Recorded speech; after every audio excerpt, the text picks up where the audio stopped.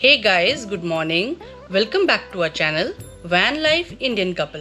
तो last vlog में आपने देखा था कि हमने कैसे जोधपुर से देहरादून तक की जर्नी को कंप्लीट किया था।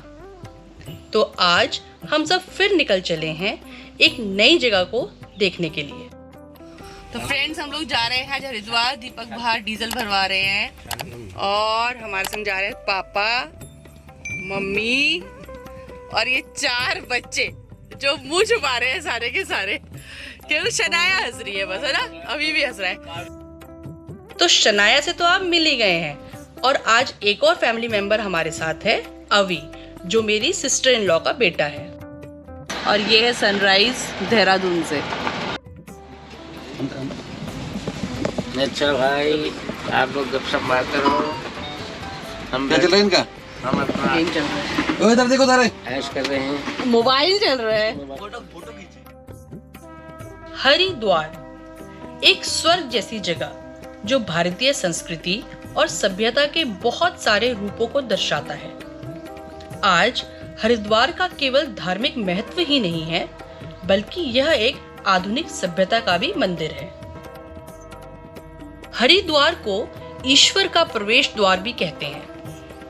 महान राजा भगीरथ गंगा नदी को अपने पूर्वजों को मुक्ति प्रदान करने के लिए स्वर्ग से धरती पर लाए थे और कहा जाता है कि भगवान विष्णु ने हर की पैड़ी के ऊपरी दीवार के पत्थर पर अपने पैरों की छाप छोड़ी है, जहां पवित्र गंगा हर समय उसे छूती है।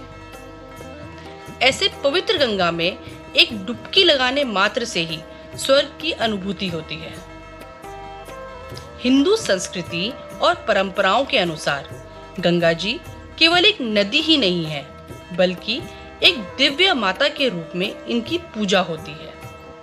हर रोज सुबह शाम पुजारी अपने हाथों में 3 स्तरीय दिए और अग्नि कटोरे रखते हैं और गंगा मंत्रों का जाप करते हैं। तब ये दृश्य वास्तव में देखने योग्य होता है। घाट में मंदिरों की घंटियों की ध्वनि उस वातावरण को और भी मंत्रमुग्ध कर देती है। ऐसी ही पावन धाम में स्थित है शांति कुंज का एक ऐसा आश्रम, जहां न केवल आप अपनी जड़ों से जुड़े रह सकते हैं, बल्कि जीवन की नई शैली, अच्छी आदतें और आत्मिकता भी महसूस कर सकते हैं। शांति कुंज की स्थापना वेद मूर्ति गायत्री तपोनिष्ठ पंडित श्री राम शर्मा आचार्य ने करी थी और इसकी स्थापना के पीछे उनका उद्देश्य था कि लोगों में देवत्व का भाव पैदा हो और दुनिया में प्रेम और भाईचारा हो। इस प्रगतिशील आश्रम में प्राचीन काल के ऋषियों के गुरुकुलों, आरण्यकों जैसे अनुशासन पाले जाते हैं। यहाँ नियमित रूप से चलने वाले साधना सत्रों में पूर्व सूचना देकर स्वस्थ व्यक्तियों को ठहराया जाता है। इस तीर्थ स्थली में ठहरने वालों के लिए निर्धारित नियमों का पालन अनिवार्य है। इस जगह पर जाति, वंश, लिंग, धर्म और संप्रदाय का किसी भी तरह का कोई भेदभाव नहीं है। यहाँ संगमरमर से बनी प्रखर प्रज्ञा और सजल श्रद्धा पर माथा टेकते ही मन श्रद्धा से भर जाता है।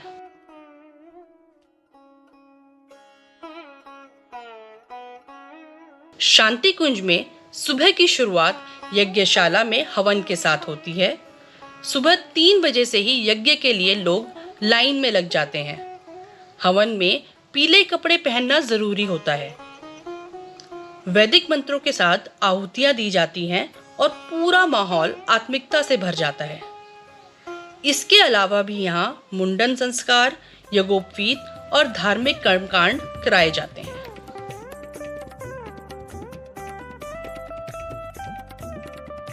तो फ्रेंड्स, अभी हम आए हैं शांति कुंज में आज अपने बच्चों का जनेऊ संस्कार करने के लिए।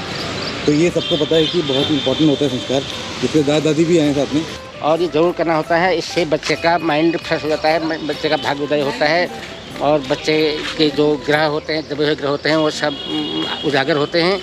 और शादी इतनी इम्पोर्टेंट नहीं है। फ्रेंड्स, हिंदू धर्म में 24 संस्कार होते हैं, जिसमें 16 प्रधान संस्कार हैं और 8 उप संस्कार।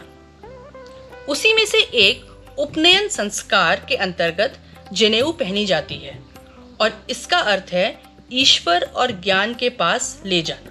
जनेऊ का नाम सुनते ही सबसे पहले जो चीज मन में आती है वो है पीला धागा, जिसके 3 सूत्र होते हैं जो ब्रह्मा, विष्णु, महेश के प्रतीक हैं। ये चल रही है सन्यासी बटुक सन्यासी बनने के लिए जल्दी है दोनों हमारे तीनों।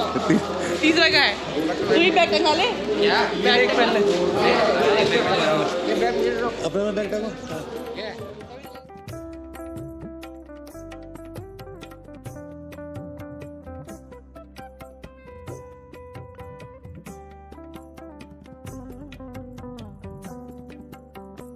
इस संस्कार के दौरान सबसे पहले मुंडन कराया जाता है, जिसमें बालों को सेक्रीफाइस करते हैं, कान छेदते हैं और पवित्र जल से स्नान करके पीले कपड़े पहन के उपनयन संस्कार की शुरुआत करते हैं।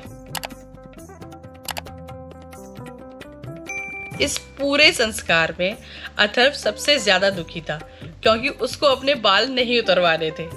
बड़ी मुश्किल से उसको मोटिवेट करके मनाना पड़ा। बाल आ जाएंगे, आंख बराबर हो जाएगा, फिर पता भी नहीं चलेगा। मुझे उसके हफ्ते में आ जाएगी। हाँ मम्मी कैसे स्माइल कर हाथ से अपना देखो कितना अच्छी किस्मत है। कुछ फायदा क्या तीनों का एक साल लिखा था, देखो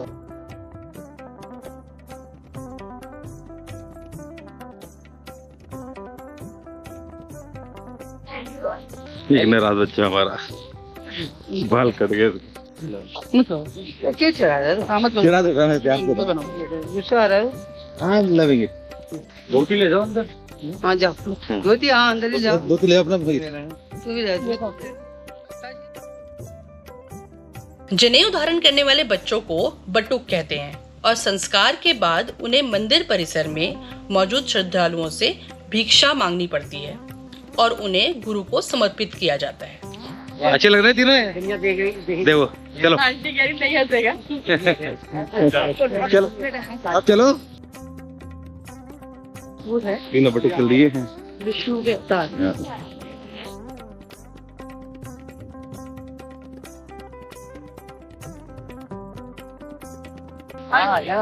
अब तीनों के फोटो हो रही है दादी के साथ। दादा के 2 पोते और 1 नाती। अरे नाती तीनों का एक साथ अग्रसर कर रहे हैं। अब तो स्माइल करते बच्चे, छोड़ा स्माइल दिखाते। फ्रेंड्स, शांति कुंज की वाइब्स इतनी अच्छी थी कि हम सबका मन शांति में लीन हो गया। वैसे आमतौर में देखा जाए तो मन का बेचैन होना बहुत ही स्वाभाविक है। हमारे मन को लगता है कि अगर वह अलग अलग बातों के बारे में सोचता रहेगा तो हमें आने वाली हर मुश्किल और मुसीबत से बचा लेगा, पर ऐसा होता नहीं है। हम अपने जीवन का काफी अधिक समय सोच विचार करके परेशान होने में निकाल देते हैं। तो इसीलिए जब भी मौका मिले ऐसी जगहों में जाना चाहिए जहां आपको जिंदगी का एक डिफरेंट पर्सपेक्टिव देखने को मिलता है। तो यज्ञोपवीत संस्कार की शुरुआत ब्रह्मोपदेशम से हुई, जिसमें सबसे पहले गायत्री मंत्र का उच्चारण किया गया।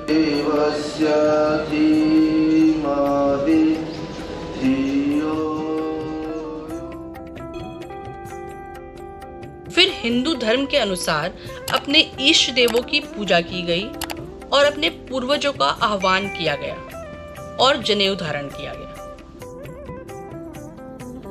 सच में दोस्तों, कुछ ऐसी स्थिति बनी कि अचानक से बारिश शुरू हो गई और ऐसा लगा कि हमारे इष्ट देवता हमें आशीर्वाद दे रहे हैं। माता पिता शिक्षा मम्मी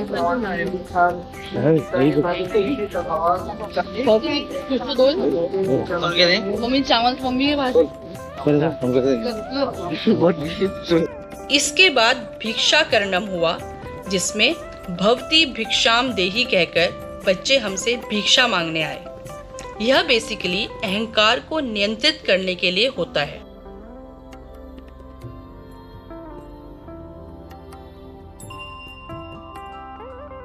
फिर सबसे आशीर्वाद लेके बच्चे हवन के लिए बैठ गए। दूसरा संविधान। ओम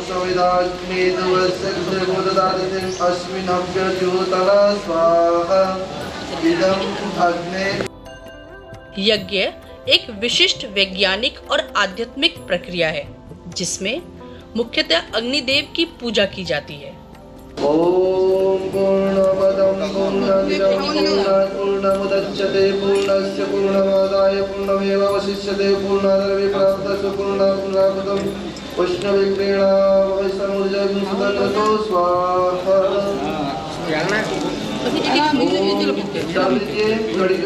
ओम सर्वं वै पूर्णं स्वाहा।